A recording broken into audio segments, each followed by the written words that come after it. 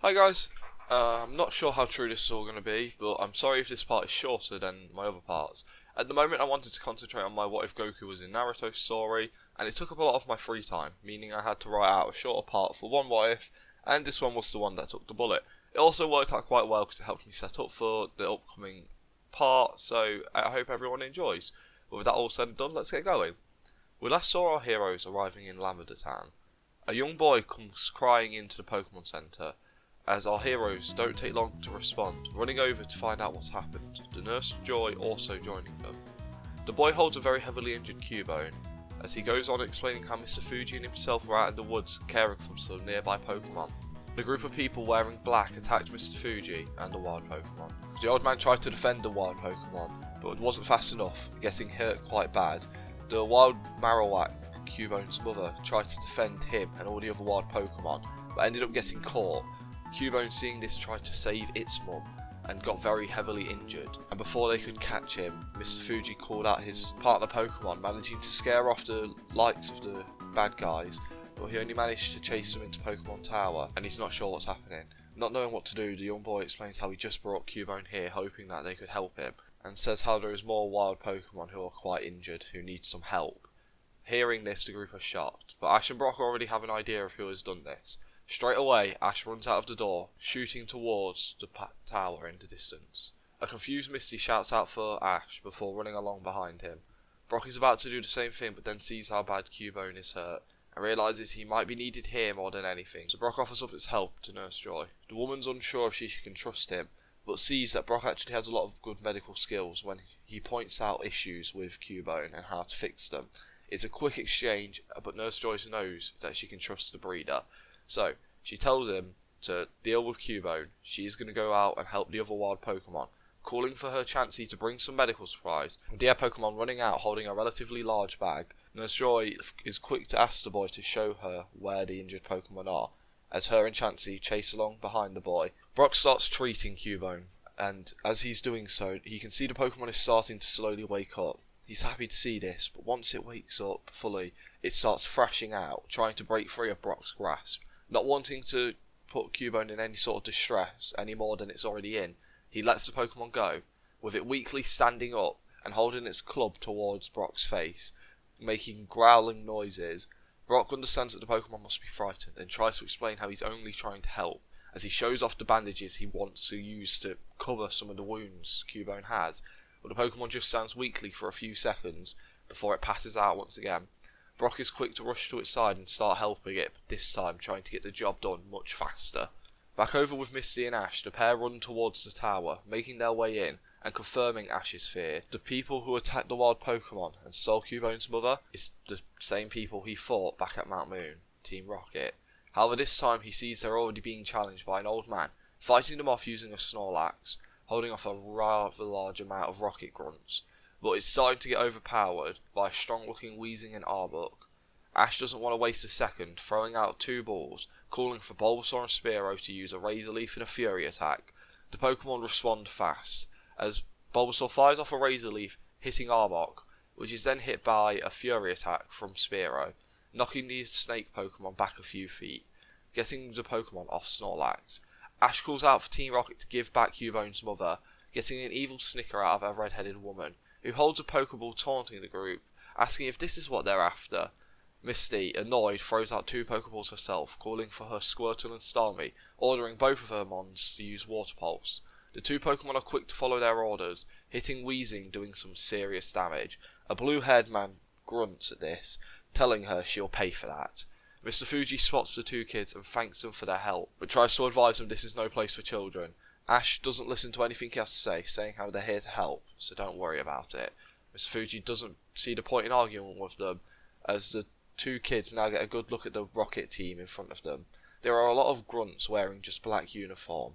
However, two people wearing white uniform stand out to them, a blue-haired man and a red-headed woman, standing out in front of all the Rocket grunts. From this, they can assume they're two leaders, and they look frustrated to be interfered with, giving their Pokemon some orders, telling Weezing to use Sludge Bomb and Arbok to use Poison Tail. Both Pokemon move faster than the two trainers were expecting, Arbok landing a powerful Poison Tail on Sphero and Bulbasaur, with a sludge bomb hitting both Squirtle and Asami. These attacks do a lot of damage to both duo, but it buys Mr. Fuji some time.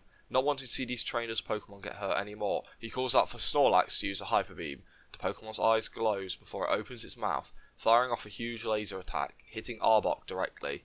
The Pokemon is knocked out. Red wet-headed woman curses at the sky as a swarm of Zubats and Rattatas charge towards Snorlax, but before they can make it to the Pokemon, who is now having to rest after using such a strong attack, Ash and Misty's Pokemon defend it, using different attacks to keep the large group of Pokemon away.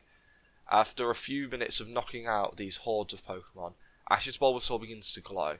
Ash immediately recognises this as evolution, but the plant Pokemon seems to stop itself, showing some sign of strain before it continues to fight. Ash is confused but tries not to think on it until later. As the battle rages on, Snorlax soon joining back in, using big attacks to go toe-to-toe with the Weezing that had done so much damage before. The blue headman is giving good commands to its partner Pokemon, but it's clear that this Snorlax is too powerful. They seem to only be buying time, and soon a shout of "We have enough" is heard, as a Meowth appears running down the stairs with a few grunts and a large bag. Hearing this, the blue headman doesn't waste a second, calling for a smokescreen, blinding our heroes, before an explosion is heard, and after a few seconds the smoke clears away, revealing a huge hole in the wall, with all the Team Rocket grunts missing, and the captains having left. Mr. Fuji is confused at why they left all of a sudden, rushing over to the hole in the wall, but he can't see the evil team anywhere. He assumes they've managed to escape. Taking a second to catch his breath, he tries to figure out why they had come here, what brought them into the Pokemon Tower, and did he chase them to where they wanted to be. But not getting too caught up on this, he recalls his Snorlax, thanking it for doing such a good job, saying how he's sorry to call upon it with no warning. He then tells the kids to recall their Pokemon, allowing them to rest. The pair do so, as Mr. Fuji thanks them for helping, telling the pair to go get their Pokemon healed, and he will catch up with them shortly. Ash is hesitant to leave, but Misty pulls his shirt along. The pair make their way back to the Pokemon Center, and on the way, Misty asked how Ash knew who they were. He explains the whole ordeal at Mount Moon, and Misty understands now why Ash was so fast to act. She now wonders what this team's goal is, and why they do what they do, but for now, she doesn't think too much of it. Heading back to the Pokemon Center in silence. Back at the Pokemon Center, Brock has done a good job of healing up Cubone, and is in the middle of helping him out, being quite close to the end, nearly.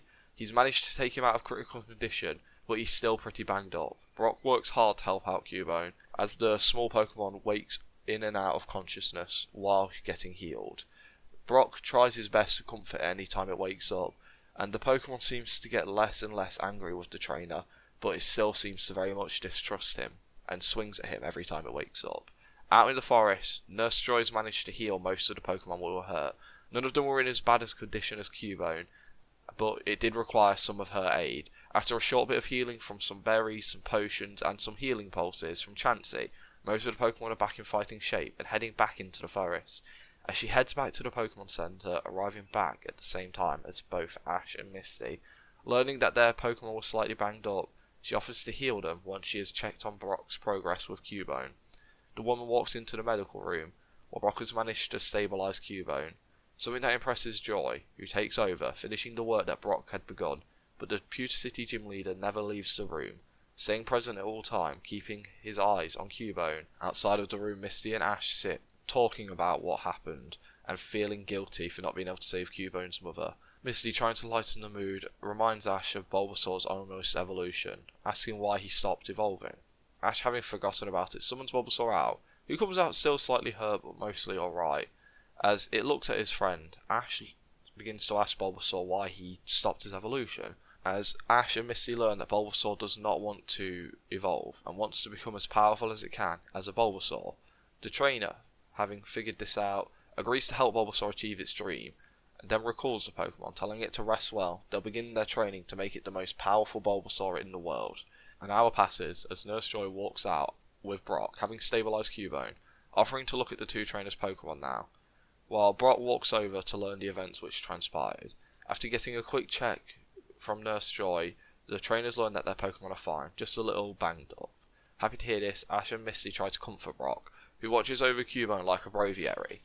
This is the first time he had treated a Pokemon as a doctor and not as a breeder, so he's concerned he might have messed up somewhere, But after a few hours of watching, the Pokemon finally wakes up. Brock excitedly walks into the room.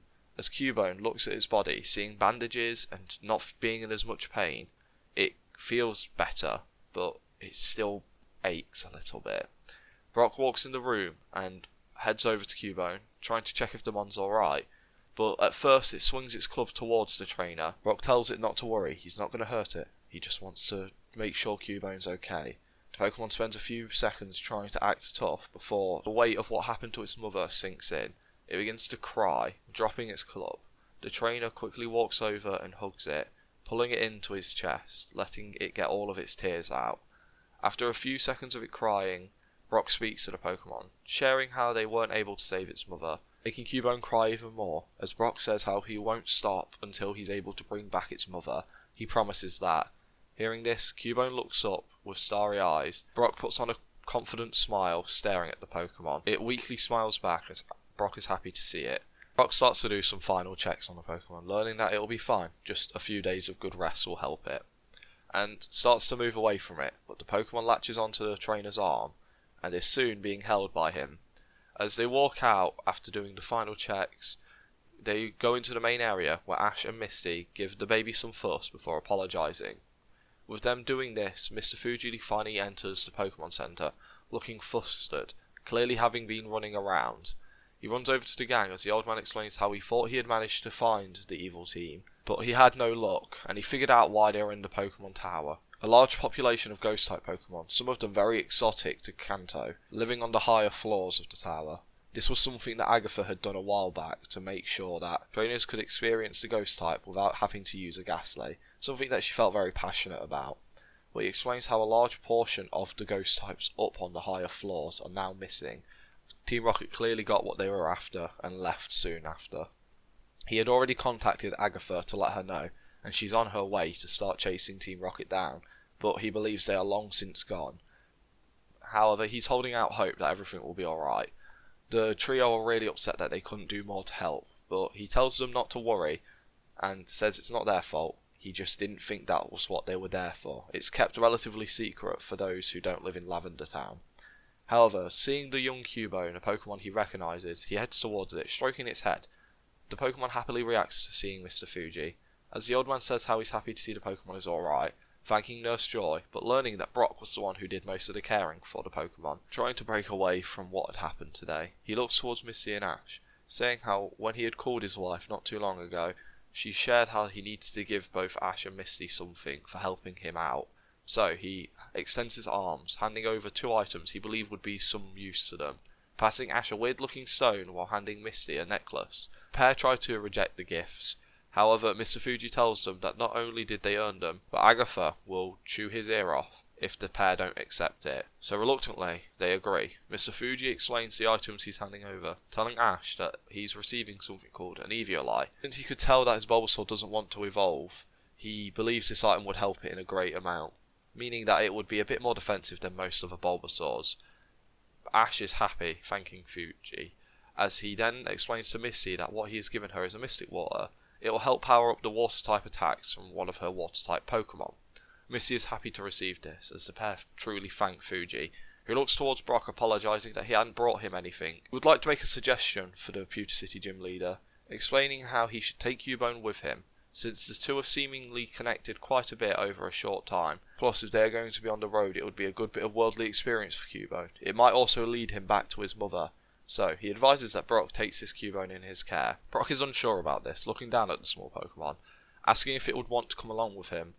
The Pokemon hesitates for a second, but nods its head, thinking that it would be its best way to find its mother. So Brock tells Cubone that they'll work together to bring its mother back. Cubone happily cheers as it taps a Pokeball that Brock puts near it, catching them on, before recalling it outside and carrying it once again. After sharing a short conversation, the trio decide it's time to leave, being told to be careful as they travel. The group once again hit the road. Ash gets back to his training with Misty, as Brock begins to spend time with his new team member. Cubone still seems a little young to be doing full-on training, but light training here and there would be a good idea to help it grow, as the man grows closer to Cubone while travelling. After 2 weeks of travel, they arrive in Saffron City, the sour taste of Team Rocket having left their mouths. The group now excited for the upcoming tournament. Once they arrive in town, they decide to head off towards the sign-up office, arriving at the office pretty fast, and even though the tournament is over a week away, the building is busier than they were expecting. They manage to sign up after a short wait. They have signed up, and learn that they have a week and a half to kill before the tournament comes around. So, with them looking for something to do, Ash and Misty decide to check out the local gym.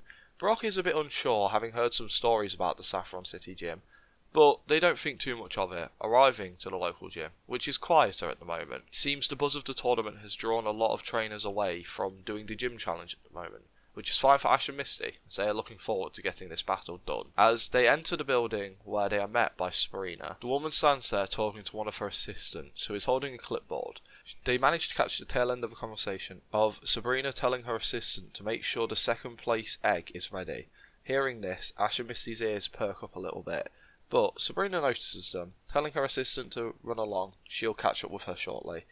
As Sabrina looks towards them, staring the trio down, kind of intimidating them all, before Ash eventually asks if he could have a gym battle, Misty following along after Ash. Sabrina looks the pair in the eye, with her eyes glowing a shade of yellow, before reverting back to their normal colour.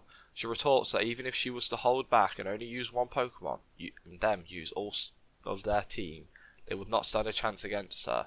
Ash and Misty, both annoyed, go to say something, but before they could even make a sound, Sabrina has turned away and told the pair to not waste their breath, as if she could already tell they were going to object. The woman tells the pair that if they wish to fight her right this second, something she advises against, they would have to fight together in a 2-on-1. The pair can't believe it, but Brock reminds them that Sabrina is actually one of the stronger gym leaders and uses one of the stronger types, something that they don't even have a counter for at the moment. So he recommends that if they plan on taking her on, they take this offer up. Ash remembers researching a lot of the gyms before heading on his gym challenge and heard horror stories about this one. So turning towards Misty, Ash asks if she'll be alright with doing this. The redhead nods her head, with Sabrina sighing a bit, before turning to face the pair, a Pokeball appearing in her hand as if out of nowhere. She tells them that she will not be holding back. A referee makes himself known, explaining the rules, sharing how it will be a 2-on-1 Pokemon battle. Each trainer can only use one Pokemon. When one side of the field is out of usable Pokemon, the other side will be declared the winner. Sabrina effortlessly summons an Alakazam, which floats in a weight. Ash and Misty summon their Pokemon. Ash calls for his trusty Sphero, while Misty calls out her Starmie. The pair having picked pretty decent counters, Ash knew not to pick Nidoran or Bulbasaur, since the Psychic type has a super effective blow over them, and Omanyte and Charmander would not sync up well with Misty's Water types, so Sphero was the best option he had. Besides, he's hoping the speed of the Pokemon will catch her off guard. With all three Pokemon out, Sabrina gives them the first call. The pair briefly nod, as Ash calls for a Focus Energy, followed by an Aerial Ace. Misty follows Ash's lead, calling for a Swift. Sphero flies towards the spoon-wielding Psychic type. Inches before the attack can connect though, Sabrina calls for a Reflect. Alakazam opens its eyes slightly, which glow, as a glass plane appears in front of them, stopping Sphero's momentum as it hits this barrier. The Pokemon is confused before it hears a command from Ash to fly upwards. Sphero looks around, seeing the Swift fired by Starmie coming straight towards it fast. The Pokemon tries to fly up, but gets hit by the Starmie Swift, hitting the Reflect and then falling to the ground. Misty screams out apologising, and Ash calls for Sphero to stand. The small bird does so, but gives an evil glare towards the Starfish Pokemon. Ash tells Sphero to use Fury Attack. The Pokemon complies, turning its body to fight back against Alakazam, slamming its beak into the glass screen. Misty shouts for Starmie to use Rapid Spin, as the Pokemon agrees, flying towards Alakazam, slamming into the reflected screen as well. Sabrina tells Alakazam to use a Charge Beam. Both Pokemon trainers flinch up at the thought of getting hit by a super effective attack. Ash shouts out for Sphero to fly upwards. This time the Pokemon is fast enough and flies up, avoiding the attack. However, Misty's call to dodge is all but null and void, as the Starfish Pokemon hasn't got enough speed to escape, getting hit by the Charge Beam dead on, doing some serious damage to Starmie, but not fully knocking it out. Ash, seeing another chance, calls for an Aerial Ace for Sphero, as the Pokemon dive bombs down towards Alakazam. Inches away from hitting it, Ash realises that he's actually got enough momentum he might smash through the glass, but a call for Psychic is heard, stopping the Pokemon in its tracks as it's then slammed into the ground. Misty, seeing this, calls for a Water Pulse as the Starfish Pokemon fires off an attack in hopes of hitting a good attack while it's distracted. Sabrina, seeing this, counters with another stronger looking Charge Beam, This destroys the water pulse and causes a cloud of steam to appear, blinding everyone, but the sound of Ash ordering a peck is heard, with the small bird Pokemon blitzing through the steam, smashing through the reflect screen, which Alakazam had been hiding behind. This catches Sabrina and Alakazam off guard, with Sphero squawking out about to hit Alakazam. Alakazam goes to move but is stuck in place, as Sabrina looks over to see Misty having used Psychic to hold Alakazam down. The small bird Pokemon connects its beak into Alakazam's face, knocking it back a few feet, doing some good damage. Ash, trying to keep the momentum, calls for another Fury attack, but before it can move any further, the bird Pokemon is stopped in its track once again by a Psychic attack, with the bird being thrown towards Starmie. Sabrina, having recollected herself, calls for the final hit, a Charge Beam. The attack is fired towards the two Mons, hitting them dead on, knocking both out, causing Sabrina to be announced the winner. The two trainers run towards their Pokemon, helping them up, as Sabrina calls back her Alakazam, telling the pair they are way too weak to be fighting her, but actually gives them some praise. Both of them had actually caught them off guard, and fought together quite well. Misty thanks her for the compliment, but Ash doesn't take this too well. This is his first loss in this timeline, and his more immature side shows himself, as he blames Misty for his loss, believing he could have won alone, asking Sabrina for a rematch. The woman refuses, telling Ash that she won't battle him again until he at least has 4 badges, and the trainer, annoyed, recalls Sphero, runs out of the building. Misty feels bad, but Brock tells Misty to give him some space. This is the first time he has ever seen Ash lose, and from what he's heard from Ash before they had started travelling together, he hadn't lost before that. So this was an important lesson the trainer needed to learn eventually. It's a shame it was when he was working with Misty. The pair, deciding to give Ash some space, slowly walk back towards the Pokemon Center, expecting to find him there. However, once arriving, they can't find him at all. They slightly begin to panic, and after getting their Pokemon healed up, they begin searching the city for him, where the events of Hypno's nap time play out with Misty and Brock being there and not Ash. This leads to Misty catching Psyduck, but that's all that really happens. When they return to the Pokemon Center, the two still haven't found Ash, and have no idea where he could be. However, they know he's a competent kid, and give him some space to get to calm down, and we'll start looking for him tomorrow. Out on Route 7, we see an upset Ash. The trainer has not taken his first loss well, and even though it was something that Oak had prepared him for, the trainer had started to grow a bit overconfident in his own abilities, starting to see himself as some sort of unstoppable force, one of the best trainers ever, and a prodigy of the great Professor Oak. So it was a humbling moment, something Ash needed but didn't want. As Ash mopes around in a grass field, his partner Pokemon grows bored of this, appearing out of its Pokeball, investigating what's going on. He sees his trainer is down and tries nudging him, comforting him at first, but the trainer is unresponsive, so Nidoran does the only other thing he can think to do, kicking Ash using its double kick attack, knocking the trainer back quite far, and getting his attention. The trainer looks at his Pokemon quite annoyed, but Nidoran stares him down, looking determined. Soon, he's followed by Charmander, Bulbasaur, Omanyte, and Sphero, who has gotten some rest in its Pokeball, and the bird is full of fighting spirit once again, screaming out as it squawks, jabbing the air, causing a shy Omanyte to retreat back into its shell, where it's comforted by Bulbasaur, while Charmander gets ready to fight Nidorino, the pair having made a bit of a rivalry for themselves. And Ash in that moment realises that he's been the complete opposite of what a Pokemon trainer needs to be, as he smacks his own face trying to snap himself out of it.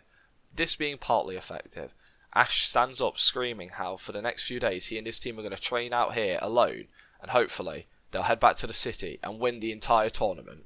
This gets a huge scream out of all of his mons, even a small scream from Omanyte, who's still hidden away in its shell. As they look for a more beneficial area to train in, they find a small lake and decide this is where they'll set up camp, beginning their improv training session the next day, using anything he can to his benefit. Ash spends 7 days out in the woods training, getting some good training in. While he's out there training, a Pokemon begins to harass Ash, moving things around, taking his food, removing his hat, and pulling his Pokemon all over the place. At first, Ash is really bothered by it, but once he meets the Pokemon thanks to some ingenuity from Nidorino, he realises that this Pokemon's just a prankster and thought that everyone was having fun, and clearly just wanted to play with Ash and his partner Pokemon, having seen that they were training together and took it for them playing. Ash doesn't feel too angry for this Pokemon anymore, and realises that he actually would quite like to have this Pokemon. He's never seen it before anywhere, so it could be fun to keep around for a while. So, after asking the Pokemon if it would like to join his team, and a quick battle between it and Omanyte, he finally catches this Pokemon, leading to Ash having a full team of 6. Once the 7 days of training are up and Ash has bonded with this new Pokemon a small bit, he heads back to Saffron City, where upon arriving back in town, heads towards the Pokemon Center, knowing this is where he'll find Brock and Misty. He's not too surprised to see that the building is actually pretty busy, and hears Brock's voice helping Nurse Joy from behind the counter. But once he looks outside, he sees Misty battling out with 2 people, one of which he recognises, but the other he's never seen before in his life. Walking outside, he sees Misty training alongside Green and a purple-haired girl. Misty, seeing Ash, shouts out to the trainer, scolding him for disappearing a few days ago. Ash apologises, and then apologises deeply about how he acted after everything which happened with Sabrina. He was not handling it the best and was really immature about it, asking for Misty's forgiveness. The redhead had long since forgiven him, tells him next time they battle her, they'll win working together. Ash nods in agreement, as he sees Green is here as well, happily talking to her once again. Green had arrived a few days after Ash had gone missing, and shows off the fact that she had managed to defeat Surge, meaning she holds 4 badges, leading to Ash realising he's the furthest behind. So, after this tournament, he's going to start doing the gym challenge as fast as he possibly can. This also helps motivate Misty. After speaking to Green for a few seconds, Ash looks over to see the purple-haired girl waiting a little bit impatiently. Ash introduces himself as the girl does the same, saying how she's Janine from Fuji City, and they all spend some time training together. As 3 days shoot by pretty fast, eventually the day of the tournament does come around, and when this happens, they can see hundreds of people have shown up to take part in this event. There are definitely some outliers. As the preliminary rounds begin, rules are explained that everyone will be only allowed to use 1 Pokemon. They are allowed to rotate between different battles through their party. However, it's only a 1-on-1 for the prelims. Hearing this, Ash decides he's going to try and stick to use Sphero as much as possible, showing off as little as his team as he humanly can. With the others hearing this, they decide to try and do the same. As the battles start to begin, Ash is the first of our heroes up to the plate. Hearing that everything's televised, he's a little nervous, but he stands his ground, calling upon Sphero up against one of the dojo's own students. He calls for his Machop, and Ash stands in wait. A ref finally declares the battle had begun, as Ash calls for a Focus Energy and an Aerial Ace, a combination he has started to use a lot more since learning Sphero's ability in Sniper. The small bird rockets towards Machop, who is getting ready to use counter by his trainer's orders. However, the moment this attack lands, it knocks Machop out in one foul swoop. Sphero screams out in victory as it begins to glow with blue energy. Ash can't believe what he's watching, as his Sphero fully evolves into Phero. Ash cheers out at the squawking Phero, running over and hugging it, pecking at Ash's head. Ash is confused as the Pokemon then pecks down towards its Pokédex. Ash pulls it out and scans Sphero, learning that the Pokemon has actually learned a new move and it could be very useful. Thanking Phero, he recalls him as he heads over to his opponent and helps up the Machop, and then tells him it was a good match. The karate student takes it well, but feels a bit embarrassed that he went down to 1 attack, telling Ash that he hopes he wins the entire tournament. As the 2 break away, the rest of the prelims go smoothly, our heroes starting to make a bit of a name for themselves. As the tournament goes on, an hour passes, and our top 16 has been decided. Ash was too engrossed in his own battles that he hadn't taken note of any of his opponent's Pokemon, and hasn't even found out if Misty and Brock had made it through yet. But as he looks up to the massive screen above him, he sees the names of his opponents, and himself upon it. But one of these names make his skin crawl, as Ash reads the name Damien. He looks around and finally sees the smug trainer, who gives the man a snarl. Ash is ready to destroy him in this tournament, and give Charmander his chance to prove him wrong. But for now, he needs to focus on his first match, and after watching the matchups be randomised, he learns that he's up against someone he knows, in Samurai. But that's where I'm leaving this part. Sorry this part went on much longer than I expected, but at the time of writing this was a much shorter part, but then I couldn't really stop myself because I enjoyed this story a bit too much. I like Pokemon, okay, leave me be. So yeah, I hope everyone enjoyed. I'm going to do this quick outro because I don't see any point in dragging it out. I hope you all have a good day or a great night, and hopefully I'll see you next time.